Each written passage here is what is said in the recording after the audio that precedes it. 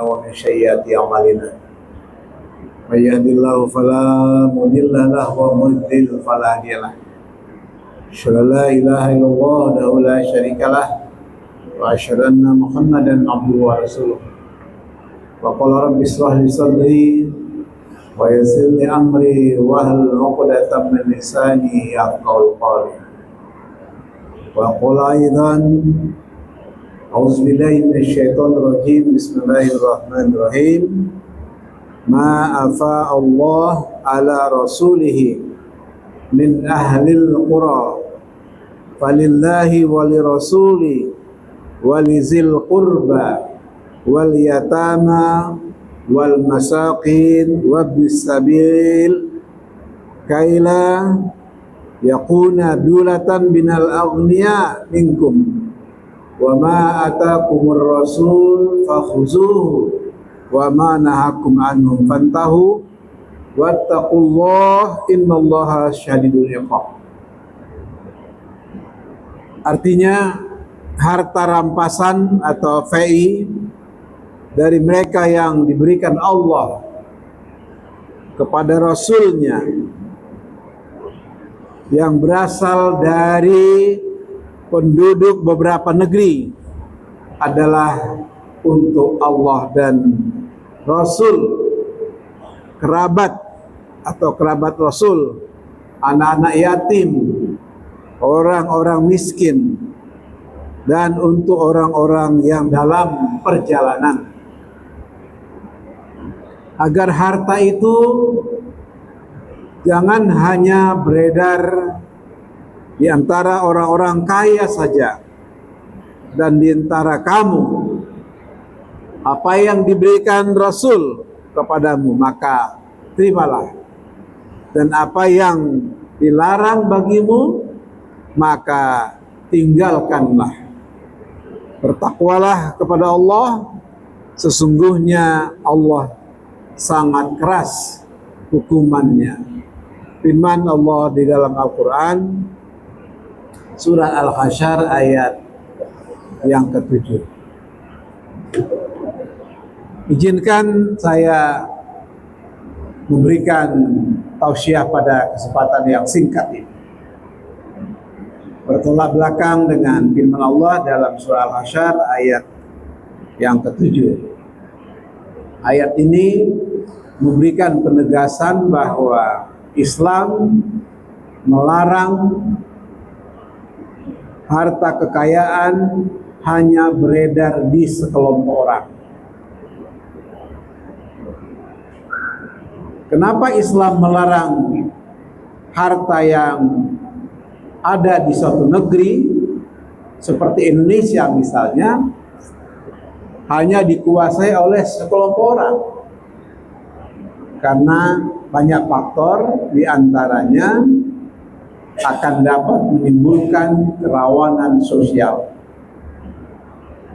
akan dapat menimbulkan kriminalitas, dan akan dapat menimbulkan berbagai penyakit sosial.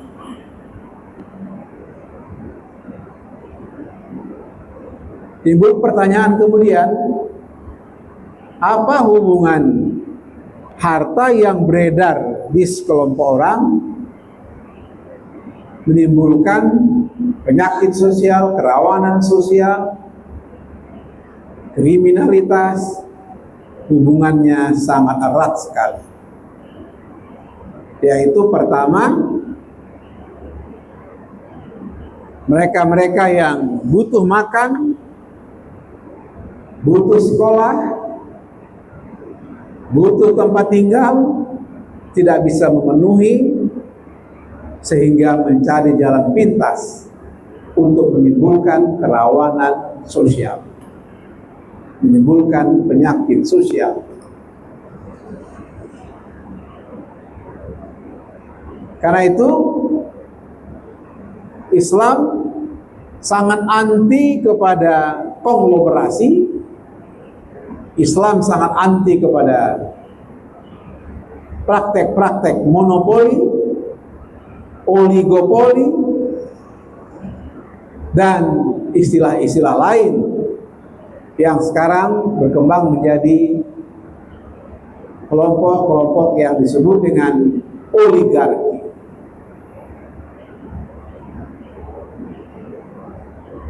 Di dalam ayat ini memang disebutkan harta rampasan atau fei. Itu pada masa dahulu kala, karena latar belakang ayat ini diturunkan karena terjadi peristiwa perang di mana rampasan-rampasan perang itu dikuasai oleh sekelompok orang. Padahal fakir miskin, anak yatim, orang dalam perjalanan membutuhkan harta rampasan perang tersebut. Karena kondisi sekarang tidak pada kondisi perang, maka kondisi aman, damai, jangan sampai terjadi perang. Karena hanya perebutan sumber daya energi yang dikuasai oleh sekelompok orang. Sumber daya mineral yang dikuasai oleh sekelompok orang. Islam sangat menolak praktek-praktek yang semacam itu, karena Islam adalah agama damai. Salimah silmun salam, agama yang tunduk patuh untuk mewujudkan sebuah perdamaian. Jadi Islam itu bukan agama perang seperti yang dituduh oleh para orientalis yang fobia terhadap Islam. Dengan ayat ini dia salah memahami, karena memang di awal ayat ini disebutkan harta rampasan dari mereka-mereka. Harta rampasan itu ya pada prakteknya setelah terjadi peperangan, maka kemudian terjadi VI atau yang disebut harta rampasan perang. Nah, karena itu Indonesia sebagai Darussalam, agama yang damai, maka menolak praktek-praktek menguasai harta kekayaan yang dikuasai oleh sekelompok orang. Satu ketika Rasulullah SAW mengingatkan, halaka ummati fi syai'ain tarakal ilmi wa jam'il mal.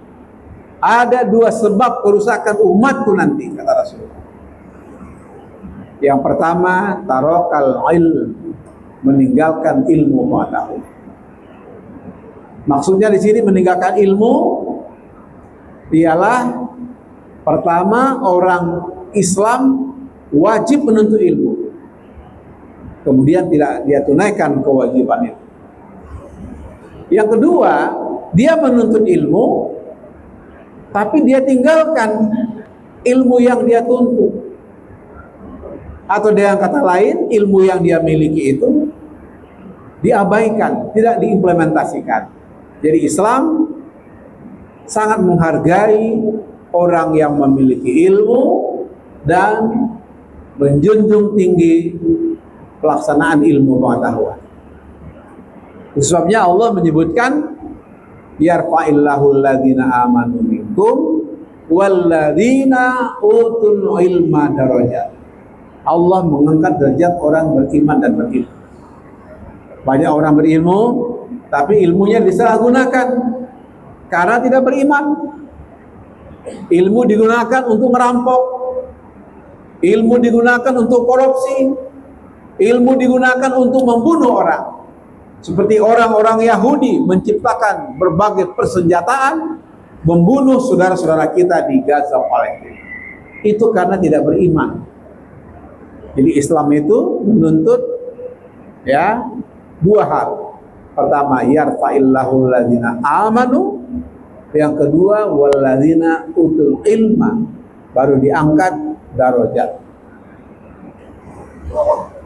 Ya, jadi orang beriman wajib hukumnya, orang berilmu juga wajib hukumnya. Jadi beriman tidak bisa tanpa ilmu. Ilmu juga begitu, tidak bisa tanpa diperkuat dengan ilmu. Saudara-saudara jamaah sekalian, dalam konteks Indonesia, tentu diatur melalui apa yang disebut dengan anggaran pendapatan dan belanja negara. Di tingkat kabupaten, anggaran pendapatan belanja daerah. Kenapa diatur sedemikian? Untuk mendistribusikan kekayaan yang ada di sebuah negara dalam rangka mewujudkan welfare state. Karena inilah cita-cita negara, menciptakan kesejahteraan buat rakyat. Agar apa? Agar tidak menimbulkan kerawanan sosial, agar tidak menimbulkan praktek-praktek apa yang disebut dengan pidana di tengah-tengah masyarakat. Saya baru berkunjung ke Ketua Mahkamah Agung. Di Belanda itu penjara lama-lama kosong. Di Indonesia sebaliknya. Apa yang tergambar bagi kita itu? Di satu sisi, negara menggambarkan kesejahteraan bagi rakyat.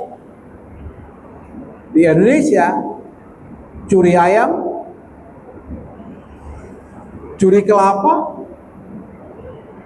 ya, itu tidak sebanding dengan korupsi yang 300 triliun lebih.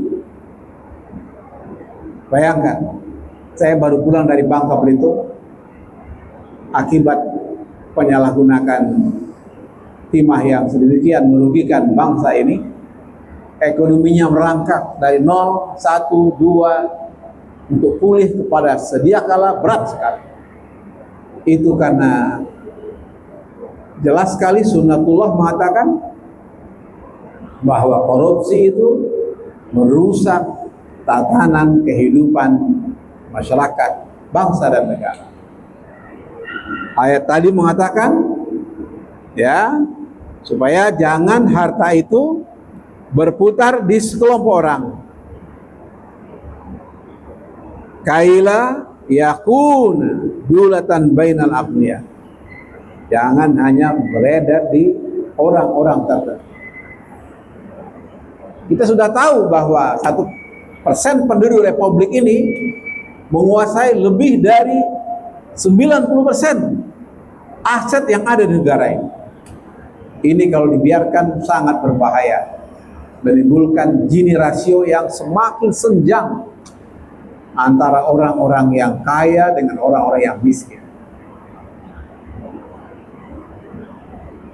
Jadi tidak boleh dibiarkan praktek-praktek semacam ini, karena bisa mengganggu stabilitas bangsa dan negara. Kita juga tahu kepala negara punya tekad untuk mensejahterakan rakyat, untuk memperkuat ketahanan pangan, untuk menciptakan suasana negara yang aman. Tapi pertanyaannya, bagaimana caranya? Caranya menurut saya adalah, pertama, menurut ajaran Islam sebagaimana ayat tadi, ya, bahkan wajib mendistribusikan kekayaan alam Indonesia yang ada di perut bumi. Kekayaan tambang, nikel, boksit, dan segala macam kekayaan ini tidak bisa ditawar-tawar. Harus dikelola secara profesional. Harus dikelola memiliki kompetensi yang sesuai ahlinya. Jadi saya sering mengatakan supaya dikelola dengan orang-orang yang punya integritas, punya kapasitas, supaya punya isi tas yang halal, dan supaya bisa didistribusikan untuk kesejahteraan rakyat. Jadi saudara-saudara, pada kesempatan zuhur ini saya ingin menekankan bahwa cara mendistribusikan, Islam mewajibkan zakat bagi yang mampu. dan menganjurkan wakaf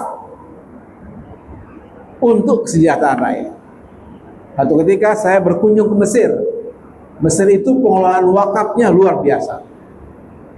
Hampir separuh biaya APBN bisa dia handle. Bayangkan, karena dia sudah ratusan tahun mengelola wakaf. Tapi untuk Indonesia yang potensi wakaf kita 190 triliun lebih menurut angka BWI, baru pada angka 2 triliun. Zakat yang 217 triliun baru pada angka 40 ke 50 triliun. Itu artinya apa? Itu artinya bahwa angka ini menunjukkan kesenjangan yang masih sangat tinggi, karena mungkin faktor trust atau kepercayaan, mungkin karena faktor transparansi, akuntabilitas, dan faktor-faktor lain yang harus kita lihat bersama-sama. Kalau dalam Quran sendiri sudah sangat jelas bagaimana Allah memerintahkan kita untuk berzakat. Bahkan seringkali diawali dengan aqimis shalah wa atuz zakah. Jadi orang yang sholat itu identik dekat sekali dengan orang yang berzakat. Orang yang sholat itu mestinya harus kaya, memiliki harta supaya dia bisa berzakat, bukan sebaliknya.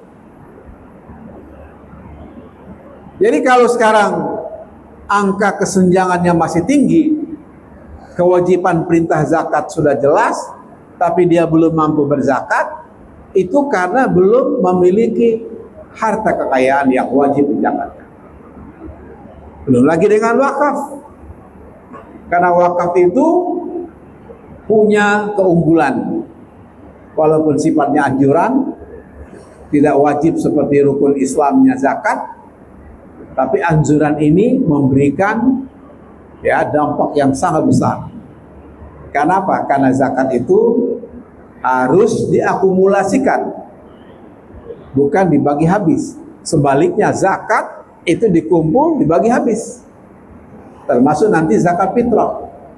Zakat fitrah itu tidak boleh dibagi setelah khotib turun dari mimbar. Karena apa? Ada kebutuhan fakir miskin yang mendesak, dan kalau itu dilakukan tidak bernilai zakat fitrah, tapi bernilai sedekah biasa. Jadi harus dibagikan sebelum khatib turun dari mimbar ketika Idul Fitri. Saudara, potensi zakat jiswah, zakat infak, sedekah, dan wakaf ini adalah pilar kekuatan umat Islam yang tidak dimiliki oleh umat-umat yang lain. Di samping kekuatan untuk kita membayar pajak. Jadi bayangkan, kita umat Islam ini menjadi umat yang penentu di Republik ini. Kenapa saya katakan penentu? Jika pajak berhenti, ini berbahaya buat negara. Karena itu umat Islam memberikan kontribusi yang sangat besar untuk membayar pajak, sekaligus juga membayar zakat dan wakaf. Jadi double function, kewajiban sebagai warga negara, wajib membayar pajak untuk perjalanan negara supaya negara aman damai. Negara aman damai, kita bisa beribadah dengan aman, damai, dan khusyuk. Negara kacau, kita nggak bisa beribadah dengan baik. Jadi wajib membayar pajak. Tapi tidak sekedar wajib bayar pajak, wajib mengelola pajak dengan amanah. Jadi kalau kewajiban membayar dan ditunaikan warga negara, ada kewajiban berikutnya. Para ahli-ahli akuntan yang memeriksa pajak-pajak ini, kita minta memeriksa secara profesional. Supaya apa? Supaya pajak ini sesuai sasaran, tepat guna, digunakan oleh negara. Jadi luar biasa ya pengaruh dari pajak kita ya untuk apa? Untuk membuat negara yang aman dan damai. Begitu juga jiswa, zakat, infak, sedekah dan wakaf. Nah, coba kita lihat di dalam satu ayat Al-Quran di surah Ali Imran 92. Dari sekian banyak harta kekayaan yang kita miliki itu bagi umat Islam, ya, itu baru dikatakan barokah kalau kita tunaikan untuk jalan yang diridhoi oleh Allah Subhanahu wa taala. Kata Allah, bismillahirrahmanirrahim, lan tanalul birra hatta tunfiqu mimma tuhibbun wa ma tunfiqu min syai'in fa innallaha bihi alim. Harta yang kita cintai itu, kata Allah, belum akan sampai kepada Allah. Nggak ada arti apa-apa harta yang kita miliki.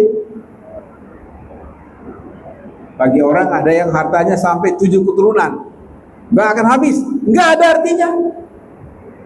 Sebelum wa ma tunfiqu min syai'in fa innallaha bihi alim. Sebelum kita wakafkan, infakkan, sedekahkan ya kepada sebuah kebajikan yang diperintahkan oleh Allah Subhanahu wa taala. Luar biasa. Jadi konsep harta itu dalam Islam adalah bahwa pemilik hakikat harta itu adalah Allah, pemilik hakikat itu.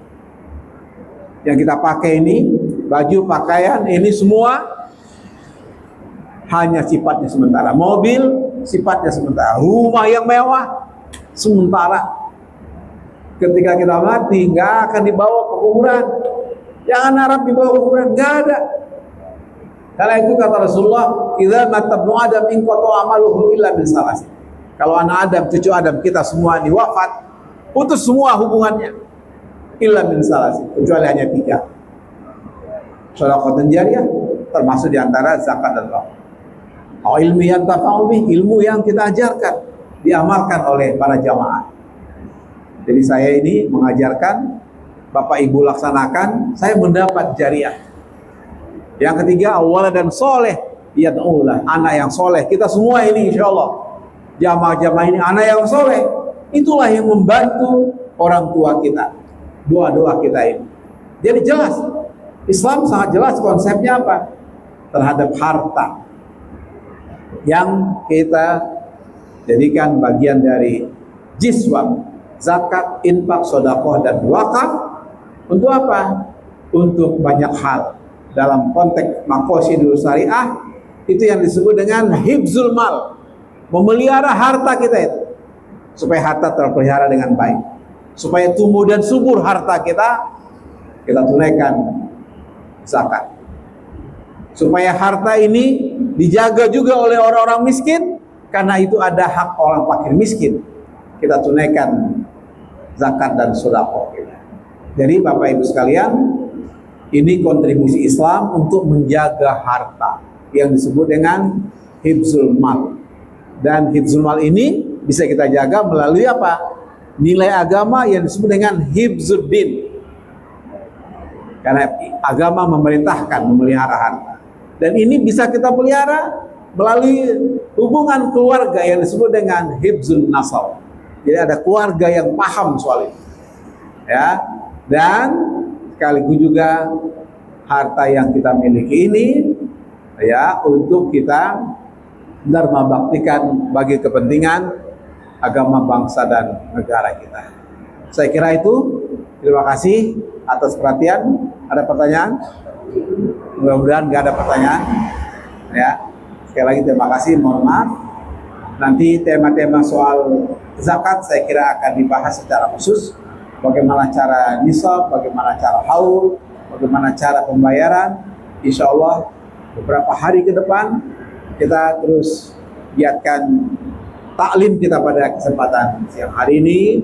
Semoga Allah Subhanahu wa taala memberikan amal ibadah ibadah puasa, ibadah jiswa merupakan bagian dari kesatuan untuk membangun izul Islam wal muslimin. Mohon maaf, hadanallah wa iyyakum ajmain. Billahi taufiq wal hidayah. Assalamualaikum warahmatullahi wabarakatuh.